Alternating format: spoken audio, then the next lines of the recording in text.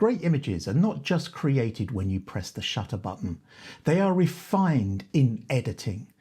Our creative vision comes not only from standing in front of the scene, but sitting in front of a screen. We're going to have a look at this image. And today we're going to edit it in DxO PhotoLab 9 to make it look a little bit more like this. Let's get into it.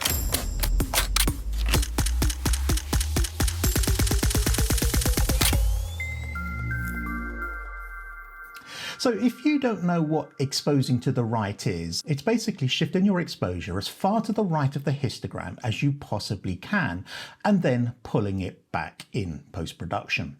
It only works with RAW, and it does require you to understand the limits of your sensor.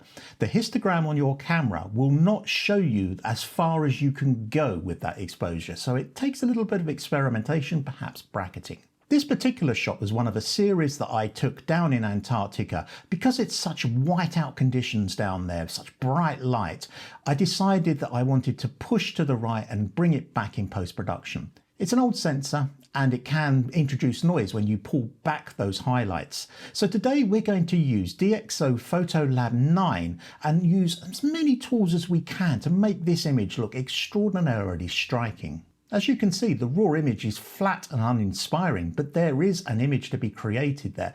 And this encompasses the concept of today's video, where pressing the shutter button is the first 20 to 30% of the creation of the image. The rest of it is in editing. Now, if you want to learn more about ETTR, exposing to the right, I did do a video about last year sometime, and I'll leave a link for that down in the description below. So DxO has numerous tools that we can use to get the exposure down and to add drama and pull out details. And we're going to explore some of those today. We're going to look at some of the basic tools and look at some of the masking that you can do in DxO PhotoLab 9. And if you really like what you see in DxO PhotoLab 9, I do have a 15% discount code, and I'll leave that in the description below. So without further ado, let's get into DxO PhotoLab 9 and have a look at what we can do with this image. So this is the image in question, and we now have it in DxO PhotoLab. We are in the Customize module, which is the editing module. And as you can see here, we have the photo library, and I have some images that I've already worked on.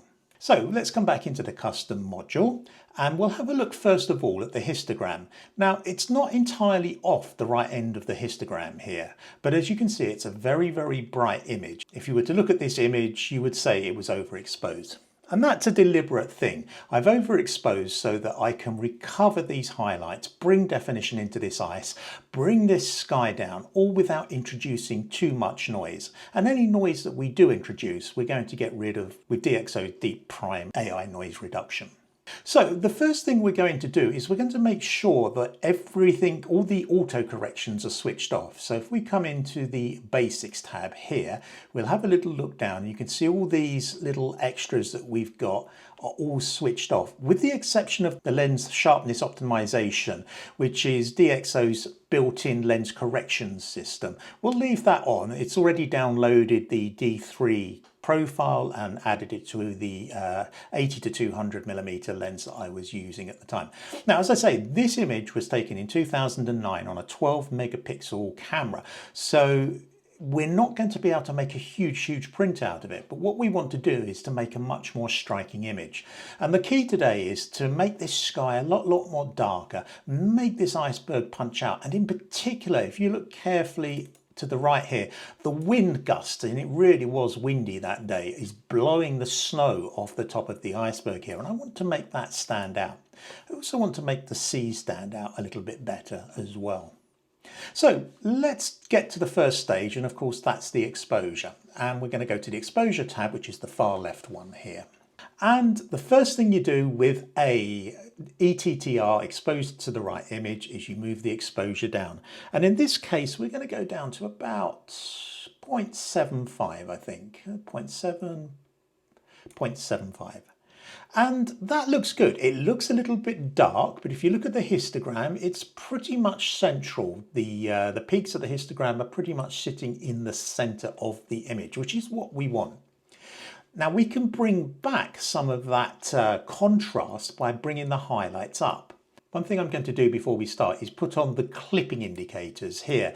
You've got the shadow clipping indicator and the highlight clipping indicator, and they will help us prevent getting the image too far out of whack. So we will start with the highlights and we're going to bring those up. And if we look at the histogram on the left hand side here, you can see it keeps going up.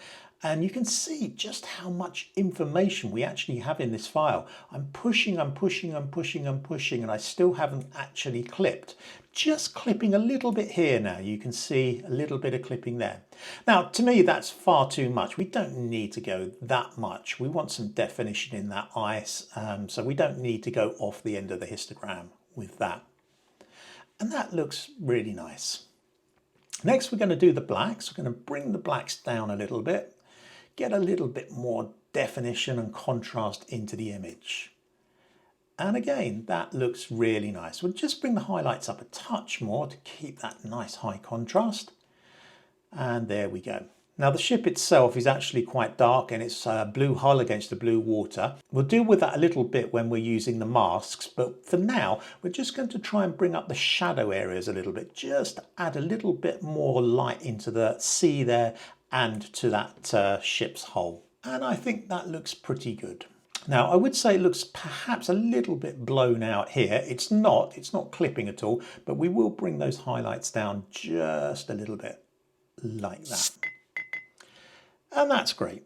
Now, the first thing I want to do in terms of masking is mask this sky and make it darker. It was a stormy day. Now, there was sunlight from behind us, as you can see on the iceberg here, but this sky here was really, really stormy. And I want to make sure that we can actually see that. So we're going to go over to the masking tools. And first we're going to add an AI mask. And we just move our cursor over the areas that we want to mask, which is basically this sky area. And then we click. And we can add to that. We don't actually need to add to this particular mask, but we can add to it by using some of these other masks and keeping it in this mask folder here, and that will put it all under one. However, that looks a pretty good representation. Now the first thing I'm going to do is bring down the shadows on this sky, not the blacks, just the shadows, to see if we can bring some definition into it. And we can. You can see it's getting a little bit darker. But I think we will probably need to bring the blacks down as well, just to get that extra drama into the sky. That looks pretty good. Now let's just see if we can get some extra detail into these highlights here. What we're going to do is just bring the highlights up. Now because we've masked the sky, literally the only highlights are these white snow bits blowing off the end of the iceberg there. So we'll bring those up a little bit. And as you can see, that's actually done quite a decent job. And the other thing I'd like to do as well is just reduce the temperature. I think the sky looks a little bit warm. This is a very cold scene and I want it to represent that. So we just bring the sky color temperature down a little bit. And that looks really, really good. I feel that we can make that sky just a little bit darker. So I'm going to just put a little bit more black into it.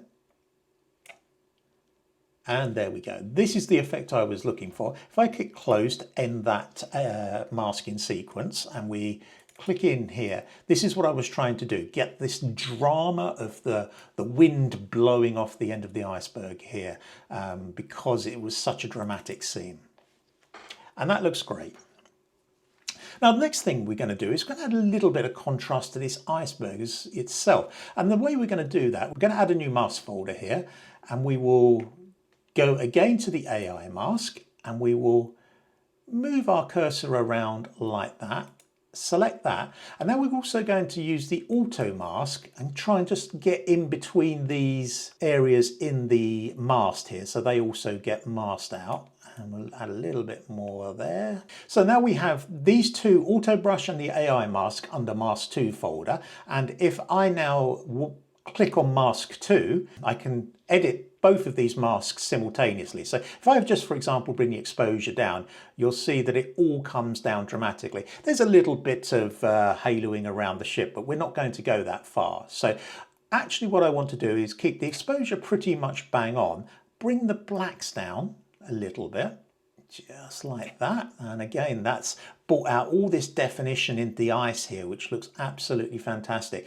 But we can also bring the highlights up a little bit as well without trying to clip too much the ice. And that's probably about right. If we actually come and zoom in now and have a look at this ice here, you can see there's plenty of detail in it. It's not blowing out in any way. It looks really, really good. So let's come back to full size. And the other thing I want to do with the mask here is, again, like the sky, I want to make the berg look a little bit cooler. Not going too far, we're just going to bring the color temperature of the ice down a little bit. It's a blue iceberg anyway. That looks really, really nice. So next up, we're just going to add some detail into the sea here, make that look a little bit more dramatic. And the way we're going to do that, let's just close this mask out now, and we're going to add a graduated mask, and we're going to drag up from the bottom here. Nice graduation on it, and then we'll bring it up to the bottom of the iceberg here. Now obviously that's clipping into the ship here, so what we can do is, if we use the auto brush and press Control whilst using it, we can paint out the ship here, and that will pick out the ship and just maintain the water itself. So we can just gently come around the ship like that, possibly just add it in here like that, and a little bit here, a little bit here, and we'll take it off of the ice as well. So, and these little bits on the ship here. Okay, so we've got the sea masked here. So we make sure that we've selected mask 3, which is the auto brush and the graduated filter together. And what we're going to do is just going to bring the exposure of the sea up a little bit, but the blacks down. We just want to increase that contrast between the blues and the whites like that, and perhaps bring the highlights up a little bit like that. And again, what we also want to do is just cool the temperature down a little bit to make that sea look a little bit more blue, a little bit more Antarctic-like. And if we add a little bit of micro contrast to this dual mask as well, we should just be able to make these little white caps stand out a little bit more. And that's looking pretty dramatic. Now, the last thing I want to do with the actual image is see if we can brighten up the hull a little bit. Now we're going to close off that particular mask. We're going to add a new mask selection, and we're going to use the auto brush this time and just try and brush in the hull here a little bit. We don't need to worry too much about getting the white areas of the hull because we're only going to be working on the shadows. So just gently moving around the hull like this. And that looks good. Now I don't want to raise this lighter part of the hull too much, so we will just see if we can raise the blacks very slightly and see if that will bring a little bit more light into there, into the shadow area there, which it has. We've only gone up about 9. Try the shadows as well, just to bring it up a little bit more, but that's more affecting the lighter parts of the hull. So we'll actually bring that down slightly to match. And that looks really good. So I think I'm happy with that. If we close that out and have a look at the image, and if we press the compare button, we can see literally how far we've gone with this image. Now there is one other little problem with this image. There's a lot of dust bunnies. This was 2009 and I somehow managed to go down to Antarctica without taking a sensor cleaning kit. So I was doing all sorts of things to try and clean it, and basically all I was doing was moving the dust into the corners of the frame. Now, because we've edited this, that's beginning to show up a little bit. So I'm going to go up here. We're going to go to the Detail tab, and then we're going to go down to the Retouch tools down here. If we click on that, we can see we've got a tool here, which is like the cloning tool that we use in Photoshop and stuff like that. So if we click on that, we've got a size down here, and you can repair or clone. We're going to go repair. We don't want to clone. We'll add a little bit of feather to what we're doing. I'm going to have a little bit of slightly larger looking brush like that, and we'll just reduce the opacity a little bit to give us a little bit of leeway. And now if we scroll up to this corner here, it might not show out very well on YouTube, but we do have some dust bunnies in here, and I'm just going to paint over those very quickly. Let go, and there you go. That's very quickly removed those. I'm going to do the same there. And now we're going to scroll over to the other side of the image, and you can see here there's a little bit of dust bunnies as well. We'll just quickly get rid of those. That looks great, and I know there's some down here. It's quite obvious dust bunnies here, so we're just going to paint those out as well. And there we go, that looks great. So let's come back to full screen.